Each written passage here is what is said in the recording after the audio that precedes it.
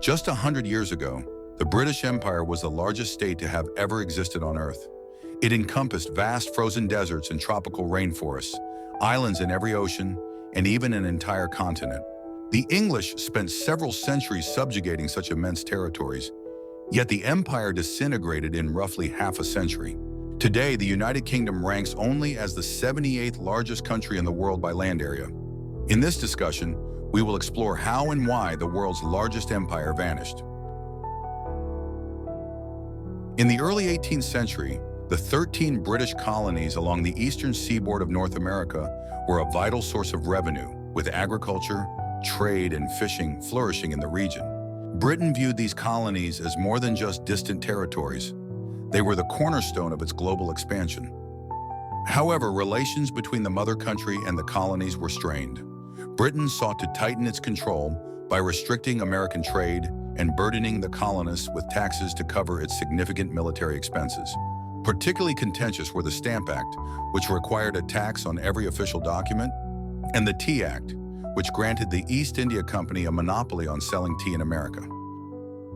When the residents of Boston dumped a shipment of tea into the harbor, it was a direct challenge to the empire.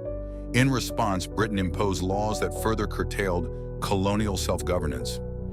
Americans referred to these measures as the intolerable acts. Rather than suppressing dissent, these policies fueled resistance. Gradually, isolated protests coalesced into a movement that began to advocate not only for rights but for independence. The empire boasted a powerful army and navy, but North America was far away. When the American War of Independence broke out, supplying troops across the Atlantic proved enormously expensive, and every British victory seemed fleeting. The local militias, while less disciplined than British forces, held a psychological advantage. They were fighting on their own soil and for their own freedom. British commanders underestimated the colonists' resolve, and efforts to secure alliances were less successful than anticipated. Even loyalist support within America proved insufficient. The French intervention also played a decisive role. For France, aiding the Americans was an opportunity to avenge its defeat in the 7 Years' War, when Britain had driven the French out of Canada. French contributions of money, weapons, and soldiers ultimately tipped the scales in favor of the Americans. After prolonged negotiations, a peace treaty was signed, recognizing the independence of the United States. The loss of the American colonies was an unexpected blow to the British Empire, which was only beginning to assert its global dominance. However, the separation of these colonies was more an anomaly than a trend. The age of colonialism still lay ahead. Britain learned valuable lessons from this experience, and the question of granting independence to colonies would not resurface until the 20th century, when the empire spanned every continent.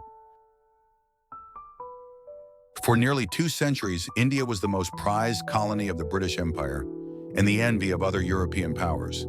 It supplied Britain with precious resources, goods, and military forces, while its wealth filled the British treasury. For Indians, however, British colonial rule was long a source of resentment and frustration.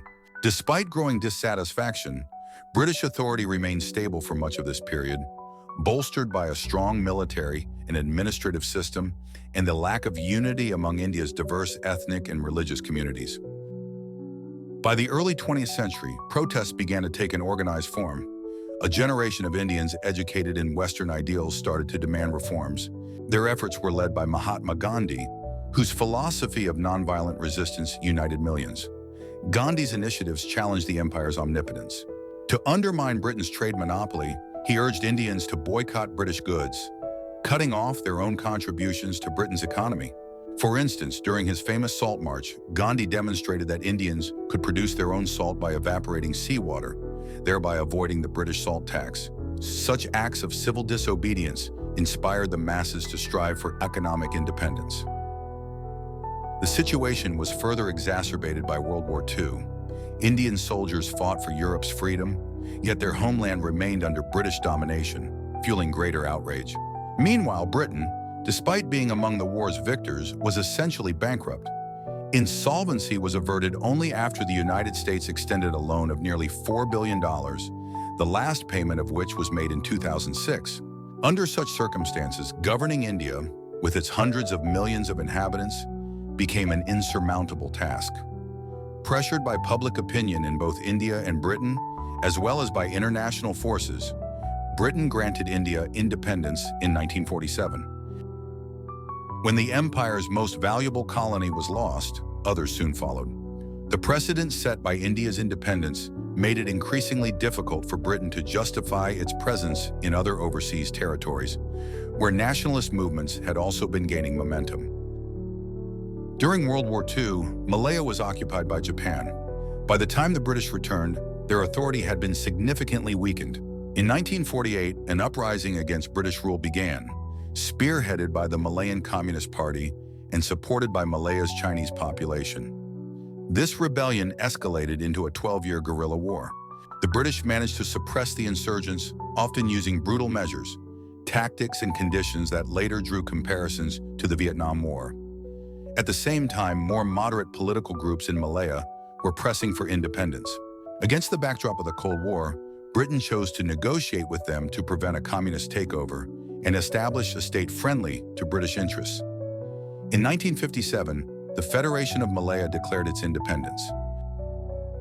Former Asian territories of the Ottoman Empire, such as Mesopotamia, Jordan, and Palestine, came under British administration after World War I through League of Nations mandates. These regions were not colonies in the traditional sense. Since the mandate system did not allow for indefinite control, Britain was unable to retain these territories permanently. While Britain sought to strengthen its influence, the mandates eventually expired, forcing their withdrawal. Iraq gained independence in 1932, Jordan in 1946, and in Palestine, the establishment of the State of Israel in 1948 sparked a prolonged conflict. Finally, in South Yemen, known as the Aden Protectorate, an armed struggle for independence began in 1963. This region held strategic importance for Britain as it controlled maritime routes through the Red Sea and the Suez Canal. However, the loss of the canal reduced Aden's value to Britain while inspiring local resistance against British rule. In 1967, after prolonged conflict and mounting international pressure, British forces withdrew from Aden, leading to the proclamation of the People's Democratic Republic of Yemen. Although Egypt officially ceased to be a British protectorate in the 1920s, the region remained heavily influenced by Britain. Egypt was of vital importance to the British due to the Suez Canal, a key transportation artery connecting East and West. Egyptians sought to shed their status as a puppet state. In 1952, a revolution led to the overthrow of the monarchy and the establishment of Gamal Abdel Nasser's regime, which championed Arab nationalism and independence from foreign powers. In 1956, Nasser not only declared Egypt free from British influence, but also nationalized the canal. In response, Britain, with the support of France and Israel, launched a military campaign. However, it ended in both diplomatic and military failure. The intervention was condemned by the international community, including the United States and the Soviet Union, and it plunged Britain into diplomatic isolation. The confrontation in Egypt revealed that Britain could no longer act unilaterally without considering the views of more powerful global players. As Britain's global influence weakened, the grand belt of African colonies stretching from Cairo to Cape Town, painstakingly built over decades, began to crumble like a chain reaction. It's worth noting that the same process of decolonization was unfolding in France, the second largest colonial power. After World War II, France found itself in a similar situation. Despite being on the winning side, it was weakened as a metropolitan center and had also endured occupation, which emboldened many of its subject peoples to take decisive action. After years of colonial wars, France was forced to make concessions. Thus, when the time came to grant independence to African colonies, Britain faced significant international pressure. To resist and enforce its interests through military means, as it had done in Kenya during the Mau Mau uprising in the 1950s, meant going against not only global opinion, but also its World War II allies. Moreover, the colonial debate raged within Britain itself, where politicians and the public were far from unanimous about using force to retain the colonies. A striking example was John Lennon's symbolic act of returning his Member of the British Empire Medal, protesting Britain's involvement in the Nigerian Civil War. As Prime Minister Harold Macmillan declared during a visit to Cape Town in 1960, "The wind of change is blowing through this continent, And, whether we like it or not, this growth of national consciousness is a political fact. The year 1960 became known as the Year of Africa, when 17 nations on the continent gained independence. Among them were the British colonies of Nigeria and Somalia. In 1961, Tanganyika achieved independence and later united with Zanzibar to form Tanzania. That same year, South Africa, which had been a dominion, also declared independence. Dominions were among the most developed British colonies, enjoying significant self-governance. In 1962, Uganda gained independence, followed by Malawi and Zambia in 1964. In southern Rhodesia, now Zimbabwe, the process was far more complex and involved a unilateral declaration of independence by the white minority in 1965. Full independence and international recognition came only in 1980 after a long civil war. Prolonged conflicts also shook Sudan after its independence, ultimately leading to the country's division in 2011. Much of this turmoil was rooted in the fact that the British, like the French, had drawn colonial borders arbitrarily without regard for the settlement patterns of different ethnic groups. As a result, the echoes of the difficult decolonization process are still felt today. The path to Irish independence was both conflict-ridden and bloody. Ireland had been part of the United Kingdom since 1800, when an act was passed uniting Ireland and Great Britain into a single kingdom. This union is the reason the kingdom became known as the United Kingdom. However, this occurred after centuries of English suppression of Irish resistance to conquest, leaving many blood-soaked pages in history. For example, Oliver Cromwell remains a deeply reviled figure in Ireland to this day, as his campaigns resulted in the massacres of entire Irish towns. By the mid-19th century, the Irish had renewed their struggle for independence. Although the rebellion was crushed, it became a turning point in the fight for independence. Growing nationalist sentiment, a desire to reclaim lost rights, and the need to improve social conditions sparked a series of uprisings, the most notable being the Easter Rising of 1916 in Dublin. After World War I, taking advantage of Britain's weakened state, Irish nationalists and the Irish Republican Army, IRA, launched an armed struggle against British forces.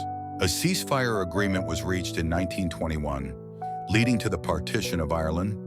This resulted in the creation of the Irish Free State, while Northern Ireland remained part of the United Kingdom. However, not all separations from the British Empire were as dramatic.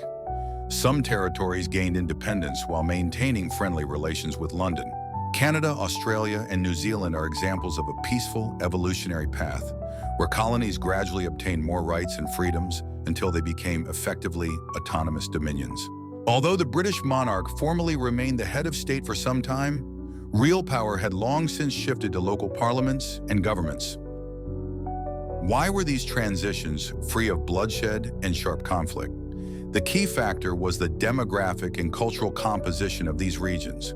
In Canada and Australia, the population was predominantly of European origin, culturally and linguistically similar to the British.